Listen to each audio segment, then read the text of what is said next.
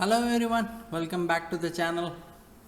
So yes, we are in inclusive growth and issues arising from it. So we are coming to the end of this unit in particular.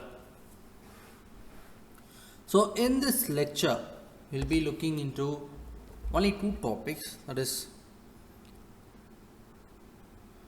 India's regional income disparities and reasons behind the regional disparities in India. So let's get into this topic. India's regional income disparities. What are they? Uneven resource distribution. So yes, India being a very vast country has resources distributed at different areas. Some states are benefited with vast resources while some states are not benefited like much. Like for example, Gujarat's rich natural resources which adds with the strategic coastline and mineral resource. So that is something abundant natural resources and which eventually will help in faster economic growth compared to resourceless poor regions. Uneven industrialization and infrastructure development. See, investments in industrialization and infrastructure development, like it is tend to be particularly concentrated in like certain areas, which again leading to disparities in economic activity and job opportunities. Like, see, since the colonial period, like few cities like Delhi, Kolkata, Madras, Chennai have been developed, which left other cities at stake, other regions at stake. So that uneven industrialization and the infrastructure development pushed towards inequality, which is again a reason for India's regional income disparity. Next one is physiographic variations like terrain, climate, geographical factors. These all have also contributed towards the regional disparities. Like Himalayan regions, northeast regions in particular, are less suitable for agricultural and industrial development. Like while the Indo-Gangetic plains, Deccan plateau, these places are known by fertile alluvial soil and quite flat landscapes which are conducive to farming and also higher agricultural productive. That's something a big physiographic variations bring a major play in the shape of the country. See, there is a chicken corner in which connects northeast India with the mainland, with other states in particular. Like because of which the connectivity challenges, isolated, limited trade opportunities. These all have also are a reason for the limited growth in the northeast regions compared to the central India, southern India, northern India, or elsewhere. Next one is political heterogeneity of the country. See, in large countries, the political scenario can vary depending upon the political decisions, resource allocations, which again lead to regional disparities based on differing political ideologies.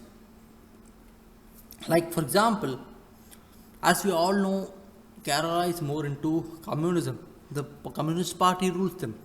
See, those policies have prioritized social welfare, leading to high literacy and strong healthcare. Whereas, like Gujarat, state of Gujarat has high right-wing government, which focuses on industrial growth, which has attracted investment and has driven the economic development. These features, this political scenario brings in disparities in the country. Now, what are the reasons behind the regional disparities in India? Low rate of economic growth. The Indian economic growth has not matched with its rapid population growth, which has led to equal job opportunities in all parts of the country, particularly in the areas which are still developing. Socio-economic and political organization of states. Like The states have not made significant changes or reforms like land reforms, particularly land reforms. Like uh, the laws about land limits and redistribution were not effectively implemented, and the resources were not effectively distributed.